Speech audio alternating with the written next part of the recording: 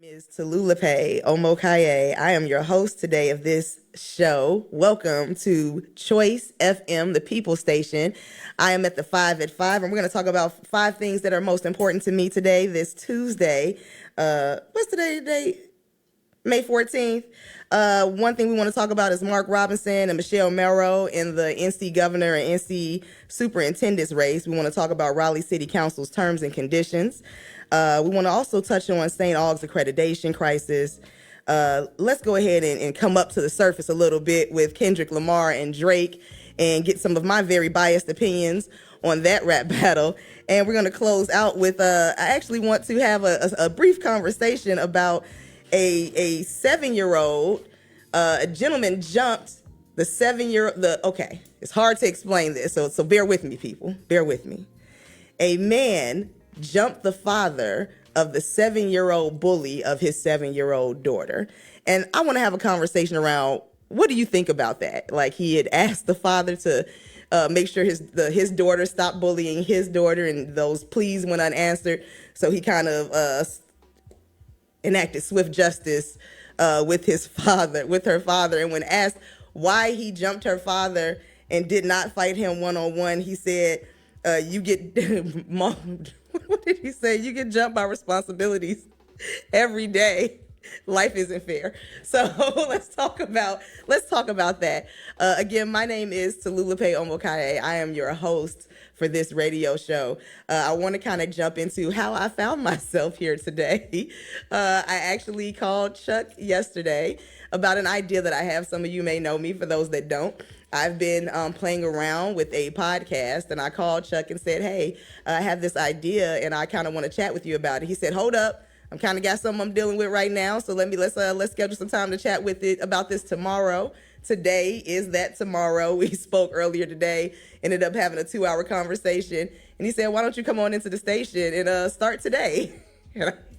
I had been trying to find my way around that and get out of it. Say maybe next week, but when you're ready, when you stay ready, you ain't got to get ready, people. So I am here with you today on the set in the studio of my new show on the People Station, Choice FM 92.1, 98.3. And let's go ahead and get into it. So as some of you may know who are participating or paying attention to the political space right now, Mark Robinson is the Republican frontrunner for governor of North Carolina. And Michelle Mello is the Republican that is also running for superintendent of public education. And some of what is concerning about these two people running for these offices are some of the rhetoric that they have been sharing over the past couple years. Mark Robinson being a black man who has said that black people owe reparations to the United States of America post-slavery. He has made disparaging comments about women, about their right to vote, about the LGBTQIA plus community, and so on. But he has been largely welcomed and accepted by a lot of African-American churches, a lot of African-American people. And I'm wondering, what is the draw to this man versus Josh Stein, who was the Democratic forerunner for governor of North Carolina? Now, I have to say, to be very honest, I believe that this year's elections, I'm a very critical person when it comes to elections. I believe that this year's elections are some of the most important when it comes to democracy and freedom. Even if you don't like the choices that are being presented in front of you, I think there's a whole lot at stake going into this year's elections, especially with people saying some of the things that Mark Robinson has been saying. Local government, a lot of people pay a lot of close attention to the presidential race between Trump and Biden, and I think that that's extremely important. But our local government and our local politics impact us quicker and more immediately than sometimes national politics do. And I think that this is extremely important for us to make sure that we are, even if you're not excited or not interested in voting for the president, which I think that you should, because I do believe that this is one of those elections that we can't sit out of or can't throw our vote away from. And I have been a proponent of doing that in the past. I believe that with some of the things that the Donald Trump is saying about wanting to be a dictator, about the position that he'll put this country in, is more detrimental, not just to African American community and black and brown community, but it is detrimental to us as a whole, as Americans. And I do also believe that it is going to impact our standing and diplomacy across the world. And I think that that's extremely important. And it will impact our reputation, us being able to put another, as far as the presidential election is concerned, putting a man that has been impeached and is in court and indicted on a whole lot of criminal charges, and he gets the power of the nukes and the codes and the football, should be scary to some of everyone, not just in the U.S., but this country being a superpower, it should be concerning to some of everyone. But bringing that down from that level, even if you're not excited about that or you don't understand how those things resonate, vote locally. Flip over the ballot. Look at who's running for governor. Look at who's running for mayor. Look at who's running for city council. Look at who's running for the school board, superintendent, DAs, judges. Those things really do impact you directly. They impact us specifically. And what I want to make sure that I'm getting to on this show is also educating community on how these positions and roles really do impact you, so that you can go out and make an informed decision and not just make a decision to vote for or vote against someone, but be able to make a decision about who you're voting for. But getting back to Mark Robinson and Michelle Merrow, that's why this election is so important, and paying attention to who's going to be our next governor is so important, because governors like Governor Cooper signed into measures that 10% of all these contracts that are coming into the state have to go to minority-owned businesses. This allows multiple businesses to enter into this multi-billion-dollar industry of government contracts. And as we're seeing, there's a huge attack on diversity, equity, and inclusion. Now, why we're arguing over words like equity, that just shows you where we are as a society now. And I won't even say now, I think that we've kind of always been this way, but the thing that's being said quietly is now being said out loud.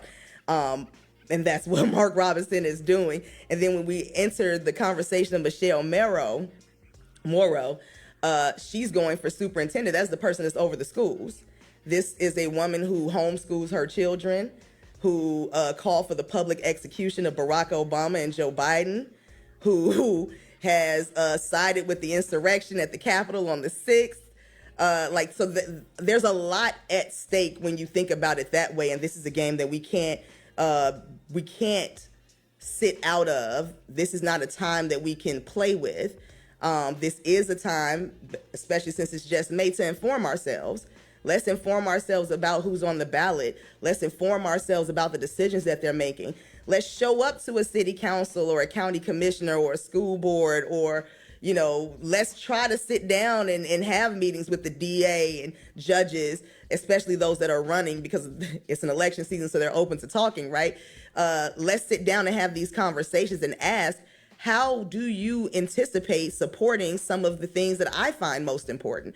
I think it is important for Black and Brown communities to start making sure that our agendas are being heard, that our agendas are being put together, and then again, that we have an agenda to begin with, right? We can't keep, as much as we are going to touch on Kendrick Lamar and Drake, because I think that as much as things are heavy, we can add a little lightness to the conversation and talk about the culture. But that also means that we need to keep things balanced. I'm always hearing people say, well, people can walk and chew gum at the same time.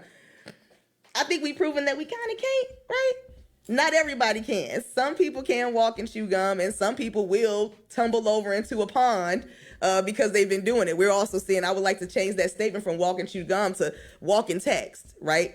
We see a lot of people walking around, texting on their phones. They're falling through elevator shafts. They are falling into wishing pools. They're, falling down the hill. It's crazy because we're not paying attention. And I think that is something that we are starting to lack as people, as a generation in general. And I can understand why we sometimes find ourselves there. We find ourselves there because it's overwhelming. It's overwhelming to work your 9 to 5 and pay bills and stay focused and current on all the political issues nationally, internationally, and locally. It's overwhelming to figure out what to do with your child if you're a parent, to make sure that they are thriving and growing. It's overwhelming to then add to that your career and how do you thrive and grow and make sure you're paying your bills and living affordably and things of those natures. And those things are not easy. So I can completely understand, and I am not at all lost on how hard these situations are. But nobody said this life was going to be easy. And we come from a generation, a nation, a race of people who understand that we have to do this. We cannot fall asleep at the wheel. And we've seen ourselves do that, in my opinion, over the past few years. And we've seen our rights be pulled back. We've seen the regression of the Civil Rights Act. We've seen how now they're attacking diversity. And what does that mean for HBCUs, right? So those are some of the things that we have to think of. And it is a web, it's a net, it's a rabbit hole, but it's one that we have to at least stay a little bit on top of, especially if you spent 8 hours listening to the Risa Tisha story. So with that, you can spend a couple to at least 30 minutes Googling about who's running for office and what they've done in the past, right? So we can no longer say, especially with the whirlwind of that story and how many people paid attention to it. And a lot of those people wouldn't necessarily be the same people that are paying attention to politics or political actions and moves or economics or things of that nature. But it shows that we have the capacity to do so. And it just depends on where we're putting our thoughts and feelings. So that's just one story that we want to get into. But what are your thoughts on that? Please comment on the live Facebook page, some of your ideas, some of your opinions around Mark Robinson and Michelle Morrow. I know a lot. I know quite a few black men who are supporting this man. Black men, if you are watching this or you're hearing this, please write in and tell us why. Why not? Like, let's get into the conversation. This is not, we can agree to disagree without being disagreeable unless your disagreement is based around my humanity, right? Shout out to the ancestor, James Baldwin. So let's make sure that we're having these constructive conversations, and I'm here to keep it authentic. I'm here to make sure that we're adding, like I said, the cultural aspect to it, but also having real talk. And I think that that's something that's missing, and I also think that time is out now for us not doing this, for us holding these conversations, if at all, in private. Some of this needs to be said out loud. We're seeing a lot of what's going on in the city of Raleigh that is shifting, and a lot of people maybe are happy about it, some people are not. But oftentimes those people that are not happy about it, voices are not heard, or their opinions are not taken into account. And I think that this is an opportunity for us to figure out, how do we make sure that we're doing that we're seeing our side of things grow. So that's just one of the 5 things most important to me. We're gonna take a quick little break here and be right back with number 2 on my list, which is Raleigh City Council's new terms and conditions.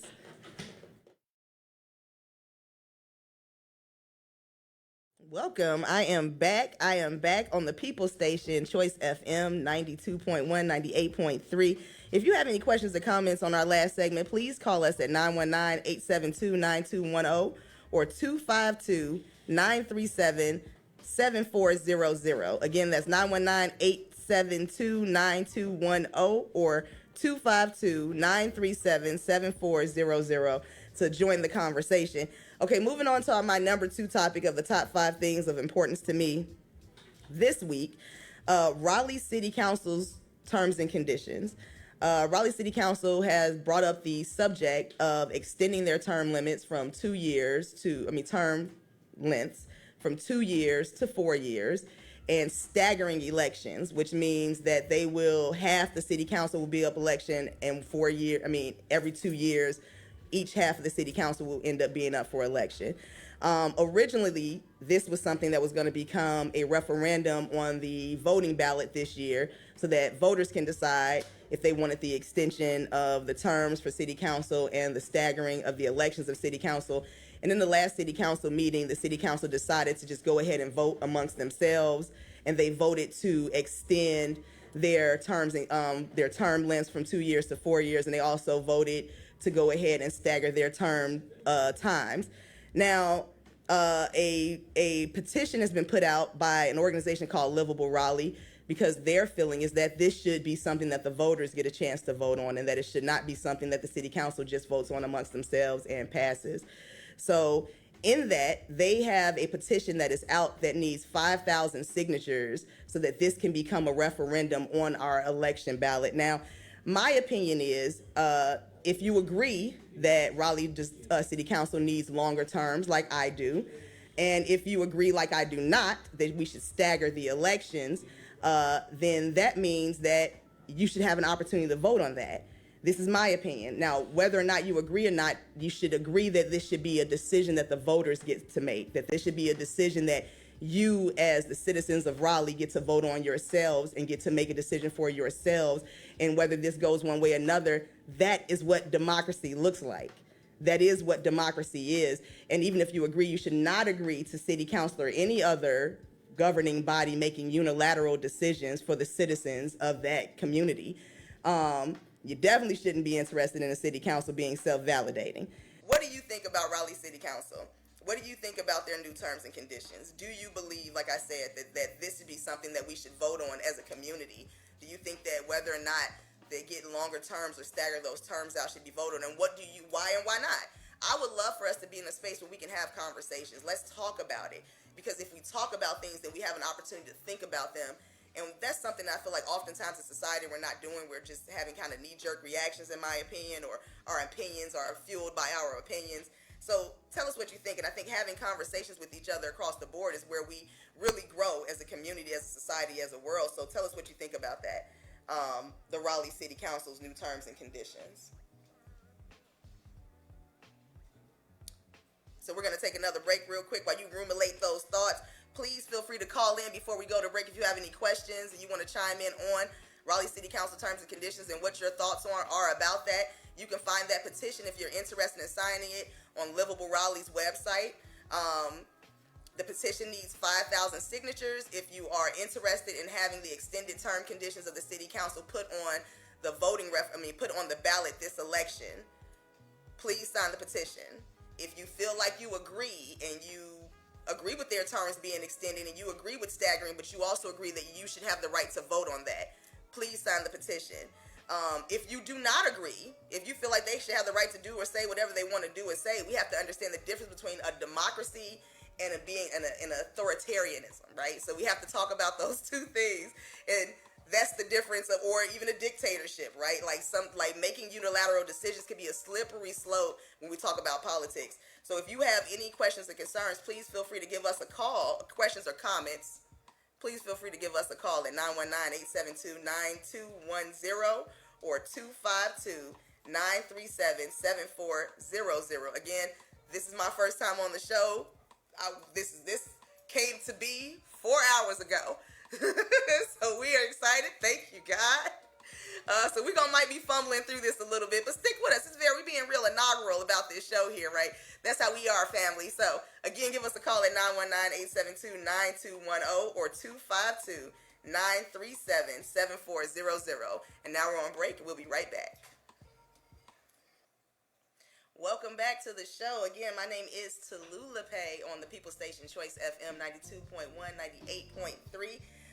Let's jump into a slightly lighter subject, or not really a lighter subject, but just another story about somewhere in America, a gentleman jumped with some of his friends, his brothers, the father of a 7-year-old who was bullying his daughter. He said that he sent letters home. He had a meeting with the parents of the 7-year-old bully. Nothing stopped it, so he decided to teach the young girl and the parent a lesson and jumped on her father in front of her at the school. And when asked why, after school, and when asked why he did that, he said it was to teach the girl a lesson, and then asked why he jumped on her, he jumped on the father instead of fighting him one-on-one. He said that, life jumps on you, life responsibilities jump on you, and life is not fair. What do you all think about this? Now, let's talk about bullying really quickly. Bullying is a serious epidemic here in the U.S., and I'm speaking about the U.S. because I'm a U.S. citizen. I'm sure it's an epidemic other places as well. It's not the same as when we were growing up. We would get bullied in school. I was bullied growing up. We could go home and get away from it. Now, bullying follows you with social media, and even recently, Senator Lindsey Graham said to Mark Zuckerberg that he had blood on his hands from all the lives that were at stake and taken because of the lack of control or of bullying on Facebook, and that these apps are being used for this purpose. We do see an increase in suicide among youth and young adults, especially those of African American descent, of Black and brown youth. We see an increase of suicide more than we've seen any other time in history. So we know that bullying is extremely serious, that it is something that is impacting the lives of young people. It is impacting their mental health, their livelihood. And then this situation happened. This father said that he was trying to protect his daughter. Now, I would like to know what your thoughts are on this. We have a caller on the line who has some comments about the kid bullying conversation. Mimi from Rocky Mount, can you hear me? Yes, ma'am, I can. Hey, welcome to the show. How are you today? Thank you. I'm fine. And how are you? I am well. What are your comments Good. on the subject that we're talking about bullying? What do you think Okay. about this? When I was listening that situation, when I heard the ages 7, and then it was a little girl getting bullied by a little boy, 7, and you said the father, he tried several different avenues of trying to communicate with the little boy's father to get your son to leave my daughter alone. Right. It is so hard.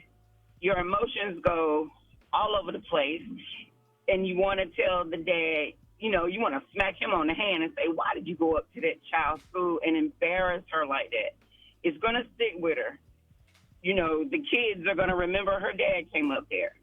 Whether it be kids aren't going to want to be her friend, or it makes other kids want to bully her because your dad came up here and fought our friend's dad, and it may make it continue longer and not even, come to any kind of resolution. It may even make bad air with the dads whenever they see each other somewhere, all because of a elementary, a part of life, which I hate to say, because I don't think any of our kids are safe to go through school without even getting their feelings hurt or bullied.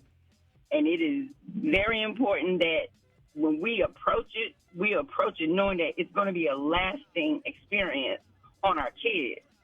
Whether it's going to make the little girl think, as growing up, I need a boyfriend that's going to go fight for me, literally, or the boy that saw his dad get attacked or, get jumped on by not just her dad, but his brothers or whatever he brought with him.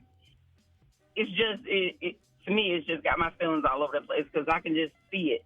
7 years old, these kids are still becoming little people, and whatever we put in them is what kind of like they grow up thinking, oh, because my dad did it, this is how it's supposed to be done.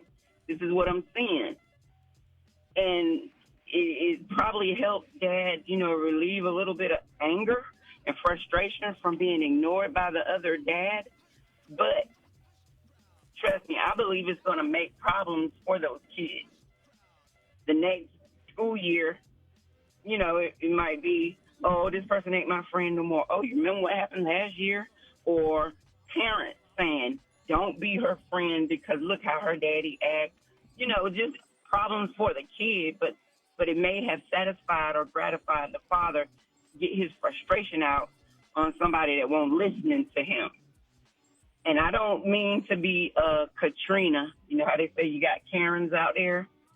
But I don't mean to be a Katrina. But I would have said, look, since you ain't listening, I'm about to go down to this courthouse. And since that's your kid that won't leave my kid alone, I'm going to let you be responsible for, you're going to be the one that gets punished because you don't want to teach your kid to stop bullying mine. I don't know. I might have thought that out in a different way than anybody else would. But my thing is, the lasting impression it's going to leave on both of those kids. That's the thing that got my head all over the place. Thank you for that. Thank you for your comments on that, Mimi from Rocky Mount. And we have the audio from the father, the live audio from the father who said that he went up there. And he actually addresses some of what she said about the long-term impact of the 7-year-old bully and his daughter seeing this happen. And I want you all to listen to this really quickly so we can add some context to this story. My brothers jump her daddy after school. I'm sorry. I know that was probably a traumatizing experience for you. But we kept asking you to stop bullying my daughter and you wouldn't listen.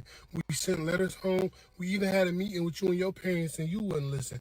So now you know your actions have consequences. And since you're too young to receive those consequences, you had to watch your daddy take those consequences. Get some therapy. You'll be all right. A lot of y'all keep asking why I didn't fight this man one-on-one. And why I got my brothers to jump him in front of his 7-year-old daughter. And the answer is simple. Life is not fair. You get jumped by responsibilities every day. Bullying is not fair because you're picking on somebody that's essentially a weaker vessel and that's smaller than you. So I wanted to make sure she saw what it looked like when a fight is not fair and you don't have no choice but to let somebody jump you so she could get the concept of what she was doing. Sometimes kids learn from what they see and not what they hear. So I wanted it to be a visual experience, okay? I'm out here doing the Lord's work, okay? God is pleased with me whether or not y'all are. I'm out here doing the Lord's work. That's deep. And, you know, we have to laugh to keep from crying because this is a really jacked up situation. Um, there is no, I can't see a way out of this, right? Like this gentleman has talked to the father. They could have, as Mimi said, maybe gone down to the courthouse. We don't know if that would have resulted in anything. Like I said, these are 7-year-olds. Suicide and bullying is not, I want to repeat, we all may have been bullied. I know I grew up, I was bullied.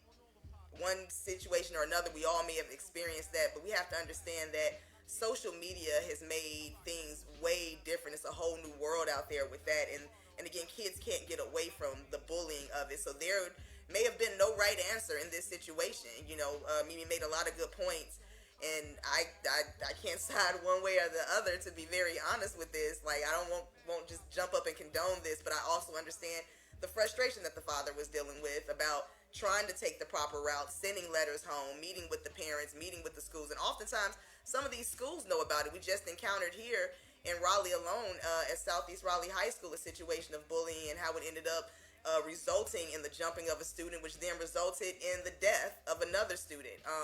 So there are serious consequences when we're talking about the lives of our children, and it requires adults to stand up and adult.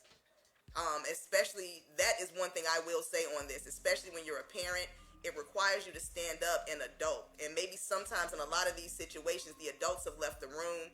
That's my opinion also. I think that with reality shows, and I watch them sometimes, or even just messiness of music, and we're going to get into the Kendrick Lamar and all of that and how messy that's gotten.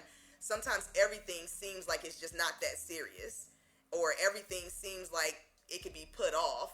And everything can be put off until it can't, until somebody's taken their life or done something that they can't come back from. So, like I said, I don't think there were any winners in that situation. But what I will say is that I do applaud that father for wanting to stand up for his daughter in multiple different ways.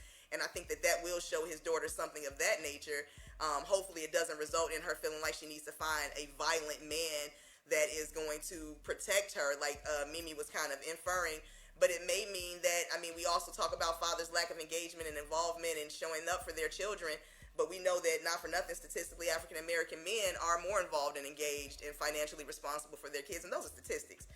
Numbers don't lie, as they often say. Thank you, Mimi, from Rocky Mount, for your comment. Again, if you have any comments on anything that we're talking about in the show, questions or comments, please call us at 919-872-9210 or 252-937-7400. What ways can we combat bullying? If it's not, like, we all have to come together. Truthfully, it does take a village, and that village includes the school system. It includes parents. It includes outside organizations and community, for us all to step up and take responsibility in one way or another. We're going to take another quick break and be right back with you. Thank you for joining us here on the People Station, Choice FM 92.1, 98.3. Welcome back to the People Station, 92.1 Choice FM. I am your host, Tolulope. Thank you for joining me thus far. If you have any questions or comments on those last segments, please send in a call at 919-872-9210 or 252-937-7400. We're going to slide over to our next subject, which is St. Aug's accreditation crisis. This is something that has been in the news a lot lately. As some of you may or may not know, St. Augustine University has lost their accreditation. They've been dealing with some financial issues for some time now. Staff has not been paid. The students were sent home. And this is a serious issue. This is a serious concern about the longevity of St. Aug, one of our keystone institutions of HBCUs here in North Carolina. And it's sad. But St. Aug, it is sad, and St. Aug was in this situation a few years ago, and they had Dr. Ward come in and help get their accreditation back. And then after that happened, he was going to retire, and then he was fired and walked off campus. And now they find themselves in the same situation. And I just don't know what to say about this. My major concern as far as St. Aug and all of this is that we may lose this institution that is key in not just Black history in North Carolina, but American history in general. St. Ag's Hospital, which is right next to St. Aug University, was the only hospital for African Americans in this area for quite some time. It was the only hospital that we can go to. I don't know if many of you know of Jack Johnson. Jack Johnson was the heavyweight boxing champ, the early 1900s. He also invented was it the wrench or the vice grip? He was also an inventor, an entrepreneur. He died because he was in a car accident and he could not go to another hospital. He later died at St. Ag's Hospital, where he was able to go and get treatment. But that shows you the steep history of that land, that space. And it's quite concerning what may happen when it comes to St. Aug in the future. Some rumors are circulating that, with a lot of the displacement and land grabs happening here in Raleigh, North Carolina, the concern is that will be the next space that will be gentrified, that'll be taken from us, that'll be flipped over. And I think, I know that I side with, and I'm not alone with a lot of St. Augustine alumni when we say we don't want that to happen. We need this institution. It is marquee and key in our community. I was a former professor at St. Aug. I love the institution. I think that the students there are phenomenal. They have an early college program for high school students, which is key. I think that every young person who desires for higher learning should have an opportunity to obtain that. I think that every institution that we've had that was key in African Americans being able to gain our liberation through education should be maintained. We already see that there's a lot happening with Shaw University downtown and the rezoning that happened that's going to truly impact that campus, and we don't know what the future holds for that. And just shifting to Shaw really quickly, Shaw was the first HBCU in the South. One of the locations that they're talking about running the highway over is where the current founder is buried on campus. Some of these things are things that we need to consider and think about when we think about the impact that these decisions that we're making, the city council's making, that community is making or not making or paying attention to, might be having on not just community, but the culture. What do you all think about this? What do you all think about St. Aug's accreditation situation? If you are a student or a faculty or a staff at St. Aug, if you are a board of trustees, we want to hear from you. Please call us at 919-872-9210 or 252-937-7400. Again, this is a first episode. Stay with me. We might be fumbling through this, but what we want to do is build this connection where we can have a conversation about the things that are not just important to the Black and the brown, but are important to Raleigh, period. I look forward to continuing this show and having guests on that cover the whole spectrum of interest and needs here in this community. And I want us to not just talk about what's wrong, but let's talk about what's right. Let's celebrate each other. There was amazing things happening here in North Carolina, here in the capital of North Carolina. And we want to build those things up too. So as you reach out to us, please follow us. I Love Choice FM on Facebook, on Instagram, on the ilovechoicefm.com. You can follow me. I am Tolulope on Instagram. And don't follow me on Facebook because I'm not going to accept you. But if you do follow me on Instagram, you can definitely do that. And definitely give me some of your questions. Let me know what you want to discuss. Let's talk about topics that we can discuss here also on this show. I bring up St. Aug and the accreditation because, little known fact, after I was a adjunct professor at St. Aug, I was brought in to have a meeting with the current administration at St. Aug, and they offered me the position of being the director of admissions.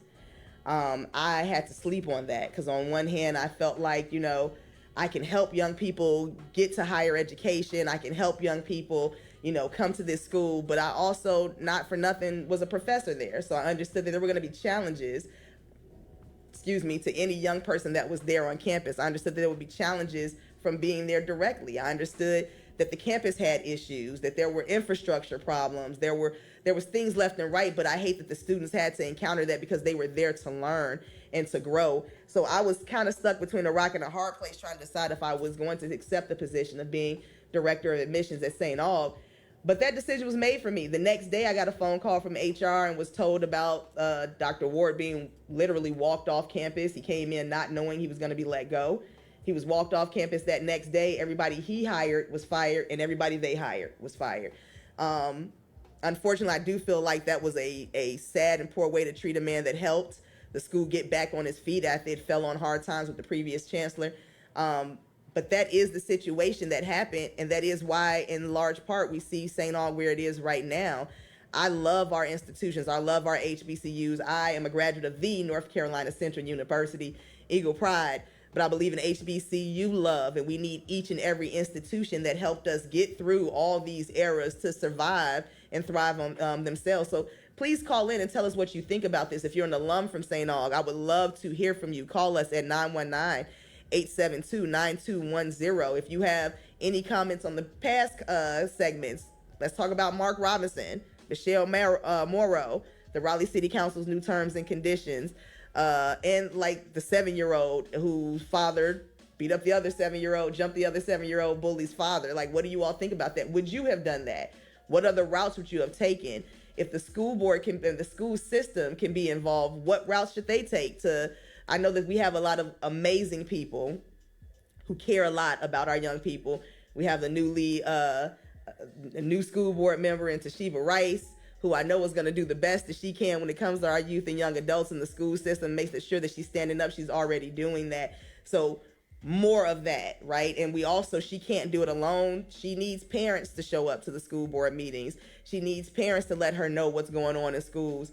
They need parents to show up and let them know, and to not allow our young people to not have the advocacy that they need. That's for the 7-year-old, but that also goes to St. Aug. Some of these decisions are happening at the city council level, so they need those decisions. Some of them may happen there, not the accreditation decision isn't there, but maybe the future of the campus itself may find itself on the agenda at the city council hall, and that might be where you need to show up too when that's the case, if this is something that you care about. Or maybe there's a way to ask for more support from the city for the school, even though it is a private institution and it's landlocked. We know our schools deal with a lot of conditions that other schools don't necessarily have to brush up against, having larger endowments, not being landlocked, having the land or even the expertise or the people who want to help out without having some sort of ulterior motive to make sure that the school survives. But let us know what you think about that. I love St. Aug, Falcon Pride. Give us your calls if you have them, 919-872-9210 or 252-937-7400. We're going to take another break and be right back with you here on the People's Station, Choice FM 92.1. My show. My name is Tolulope. I'm your host here on the People's Station, Choice FM 92.1. Hey, listen, thank you for joining me on my first show. This was definitely a whirlwind. I have enjoyed this tremendously. We have one more topic to discuss in my 5 most important topics of this week right now. And then we're going to wrap it up. Are we done? Yeah. Contact. 6. Huh? 6 o'clock. Oh, give me my contact. Mm-hmm. Right now, can they hear me? Mm-hmm. Can they still hear me? The show is a wrap, y'all. We didn't get a chance to get to the Kendrick and Drake of it all, but please, please, please do. Come here next week, Tuesday. Join me for my next show, 5 o'clock, Choice FM 92.1. Here on Facebook, I Love Choice FM. Follow us on Facebook, I Love Choice FM, and on Instagram. You can follow me on Instagram. I am Tolulope, that's TOLULOPEO, on Instagram. Definitely let me know your comments, your concerns, your interests, your questions. Don't give me any beef. Don't give me no flack. I won't read those. But I will. But I'm looking forward to this. As you see, I'm having a great time. So join us here next week, Tuesday, as I hopefully do better than fumbling through what I did today. But I think I did a pretty good job. Next week, Tuesday, 5 o'clock. See you then on Choice FM, the People Station. Peace.